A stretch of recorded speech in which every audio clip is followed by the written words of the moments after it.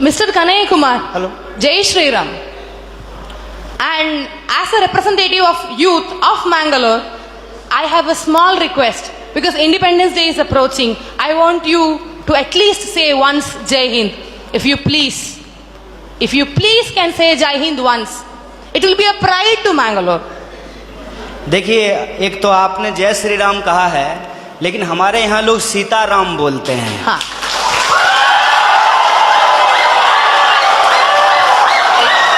Sitaram.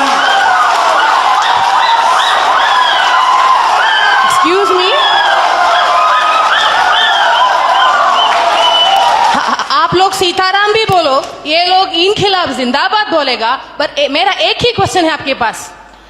Dear sir, A few minutes before you have मैं आपके दूसरे सवाल का जवाब दे देता हूँ। नहीं, मुझे नहीं चाहिए आपका जवाब। ये सीताराम जय श्री राम का कोई फर्क कोई पड़ता है तो मेरा जवाब की जवाब नहीं। And one small question, sir. You were saying about emotional politics regarding people thinking emotionally you are strong, so emotionally masses control. Yes, sir, we are emotional people, and we think the reality and emotion for us. We have one mother, we have one father, and what we believe is one, and we need a single, as a representative of a student, being from student background, I say, no leftist, no rightist, no ABVP, or no all so-called parties or polities. Why don't you stand for one nation? Why don't you stand for one student power? Why do we need one side Zindabad, one side Inkhilab, one side Jai Hind, and one side your favorite Mr. Madam? All those Rams, all whatever it is. Why don't you represent one? Why don't you represent one India? Why don't you represent one unity? Why don't you give us a single policy rather than saying all these what you have said with the due respects for you, with the due respects for your PhD? Why don't you please respect and please propose one unity and one topic saying which is uniting the entire country, so that the topic says youth is in the crossroad. And my dear sir, yes, youth is in the crossroad, but we are having set our eyes on the goals and we are on our path. Why don't you please say one policy for entire country? And if I permit, and I say, Bhola Bharat Mata ki Jai Hind. आपका जो सवाल है कि आप एक का समर्थन क्यों नहीं करते हैं, देखिए बात यह है कि मेरी पैदाइश ही दो लोगों के मिलने से हुई है। मेरे माँ बाप की शादी नहीं होती तो हम पैदा नहीं होते। मेरे माँ और बाप दो लोगों की शादी हुई और ऑब्वियसली शादी होने के बाद जो वो किए होंगे उसके चलते हम पैदा हुए हैं, तो उसमें दो लोग मिले हैं।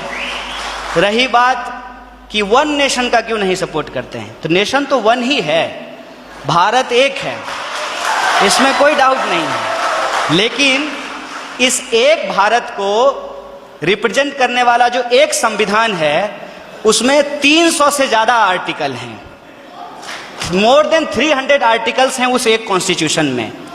और जो आप कह रहे हैं कि वन नेशन, उस वन नेशन को रिप्रेजेंट करने के लिए जो एक पार्लियामेंट है उसमें भी दो सदन हैं, लोकसभा और राज्यसभा, और उसमें से जो चुन करके लोग जाते हैं उसमें भी कोई एक लोग नहीं जाते हैं, उसमें 545 मेंबर्स जाकर के पहुंचते हैं।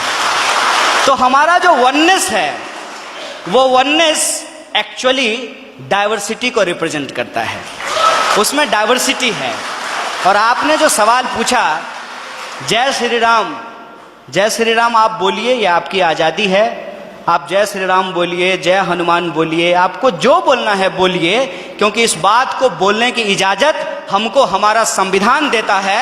इसीलिए मैं आपसे ये आग्रह करूँगा कि आप कभी कभी उस संविधान की भी जय बोलिए जो आपको बोलने की आज़ादी देता है। और रही बात मेरी, तो मैं आपको बता दूं, मेरा तो जन्म ही मिथिला में हुआ है। मेरा जो घर है वो घर जिस डिस्ट्रिक्ट से मैं आता हूं उसका नाम बेगूसराय है और वो मिथिला में होता है। अगर आप मेरे यहाँ आएंगे तो आपको बड़ी आश्चर्य लगेगी। हमारे गांव में हर साल ये जो अगहन का महीना होता है हिंदी का, उसमें अयोध्या से बारात आती है और लड़के आते हैं बाराती बन करके, और राम लक्ष्मण आते हैं बर बन करके। और हमारे गांव में राम जानकी मंदिर है जहां पे हर साल राम विवाह होता है। और मैं मजेदार बात आपको बताता हूं, मिथिला के जो लोग होते हैं वो राम जी को गाली देते हैं। पता है क्यों? क्योंकि मिथिला राम जी का ससुराल है और इस लिहाज से वो राम जी को मजाक करते हैं। हमारी संस्कृति में जब शादी ब्याह होता है तो जो बारात आती है तो बारातियों को सारातियों के द्वारा गालियां सुनाई जाती है, उनको गालियां दिया जाता है। जब आप हमारे यहाँ आएंगे तो आपको बड़ा आश्चर्य लगेगा कि राम जो भगवान हैं उनको स्वागत में लोग गालियां दे रहे हैं। ये हमारा ट्रेडिशन है। और हम जिस संस्कृति जिस कल्चर में पले बढ़े हैं वहां कभी भी किसी भी भगवान को अकेले नहीं याद किया जाता है। आपने कहा ना वननेस, उनको अकेले नहीं याद किया जाता है। हमेशा राम को सीता के साथ और राधा को कृष्ण के साथ याद किया जाता है। ये हमारी परंपरा रही है। ये बड़ी आश्चर्य की बात है कि आप यूथ हैं और जो है मैं तो पीएचडी कर लिया और मैं उम्मीद करता हूं कि आप भी पीएचडी कर पाएं।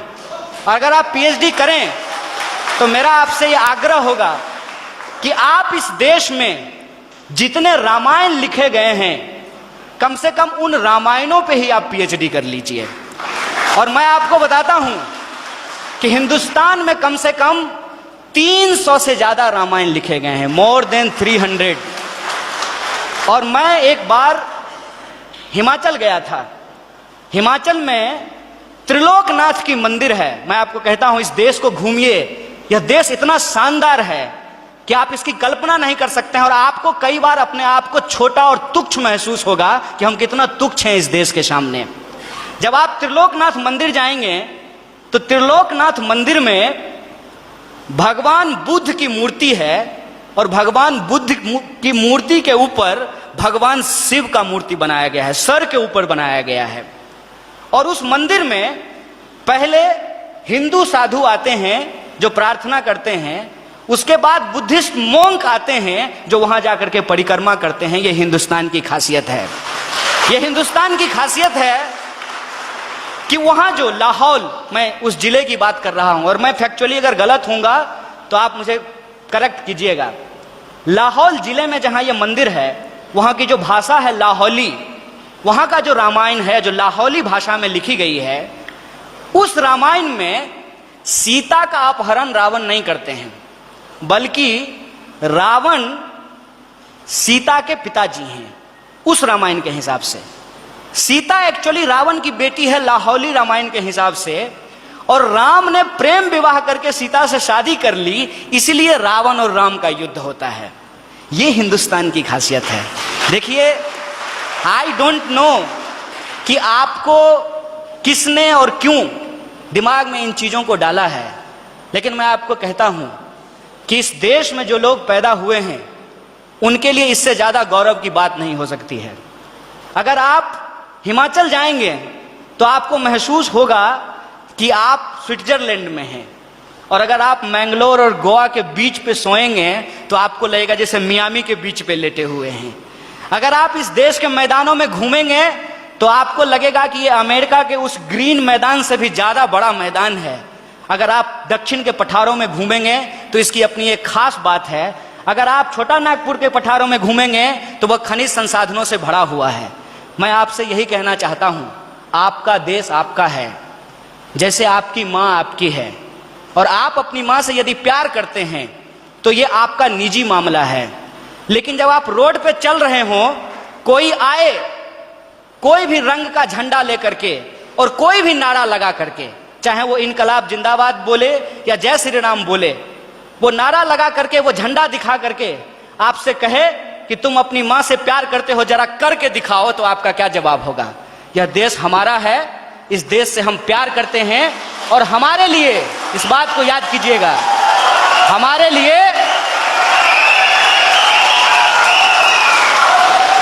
लिए प्यार नुमाइश की चीज नहीं है। हम प्रेम करते हैं और अपने दिलों में लेकर के घूमते हैं। बहुत बहुत शुक्रिया, बहुत बहुत धन्यवाद।